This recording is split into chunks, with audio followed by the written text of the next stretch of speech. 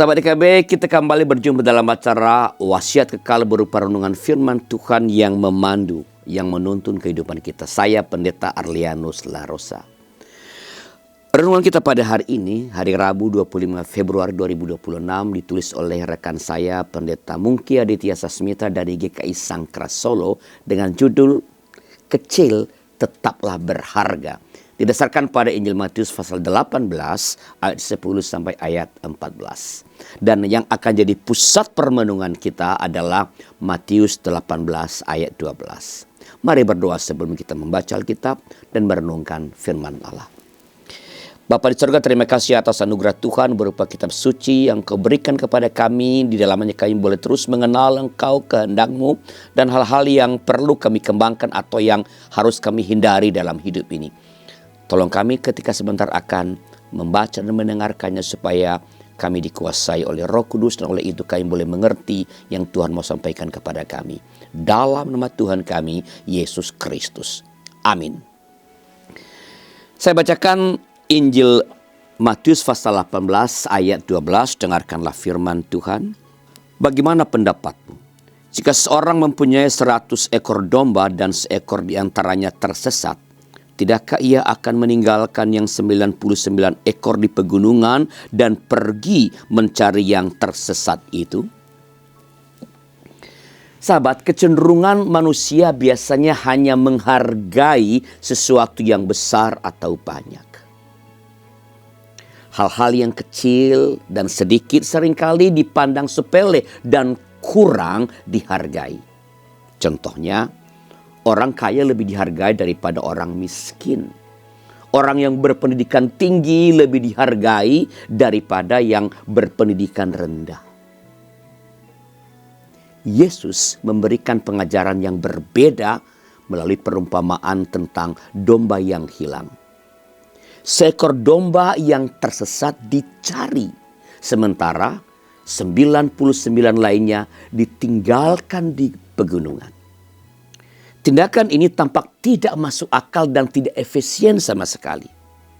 Namun melalui pengajaran ini, Yesus hendak menekankan bahwa setiap orang berharga di mata Allah.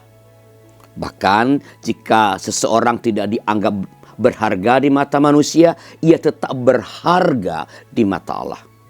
Oleh karena itu, setiap orang yang percaya kepada Yesus hendaknya belajar menghargai sesamanya, apapun keadaan orang tersebut. Dalam pandangan manusia, kaum minoritas misalnya kerap kali tidak diperhitungkan karena jumlahnya yang sedikit. Namun sikap dan pola pikir semacam ini bukanlah cara pandang Allah. Sahabat, siapapun yang meremehkan mereka yang kecil justru akan ditolak oleh Allah. Maka sebagai umat Tuhan, kita dipanggil untuk menghargai mereka yang tampaknya kecil dan tak berarti. Sebab justru mereka yang diremehkan yang empunya kerajaan Allah.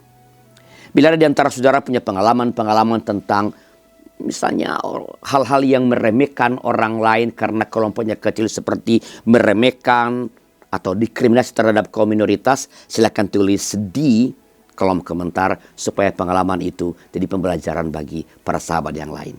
Dan jika ada di antara sahabat yang ingin didoakan, silakan sampaikan kepada kami permohonan doa melalui nomor 0812 8188 9191. Mari kita berdoa. Tuhan, ajar kami untuk memperlakukan siapapun,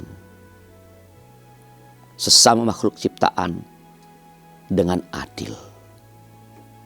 Tak membedakan mereka karena status atau karena hal-hal yang lain. Supaya dengan demikian melalui kami, setiap orang boleh merasakan kehadiran Allah. Karena kami berlaku adil.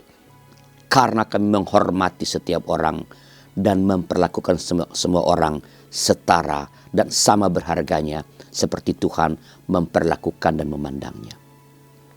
Kami berdoa Tuhan bagi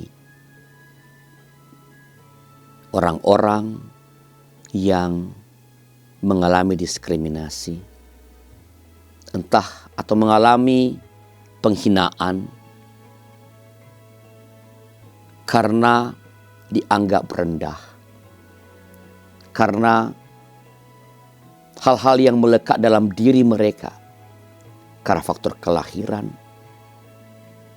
dan karena pilihan-pilihan mereka seperti pilihan-pilihan pada agama. Engkau kuatkan mereka dan terus berbisik dalam hati mereka bahwa bahkan ketika dunia ini menganggap mereka tidak berharga atau disepelekan, mereka tetap berharga di mata Tuhan. Dan pakai kami sebagai orang-orang yang terus memberi teladan tentang menghargai sesama secara setara, memperlakukan orang dengan sebaik-baiknya. Karena Engkau adalah Allah yang baik, Allah yang adil, yang memperlakukan siapapun dengan baik dan setara. Terima kasih Bapa, dalam nama Tuhan kami, Yesus Kristus. Amin. Demikian sahabat renungan kita pada hari ini. Jangan lupa subscribe, like, dan bagikan kepada sebanyak mungkin orang. Tuhan memberkati saudara.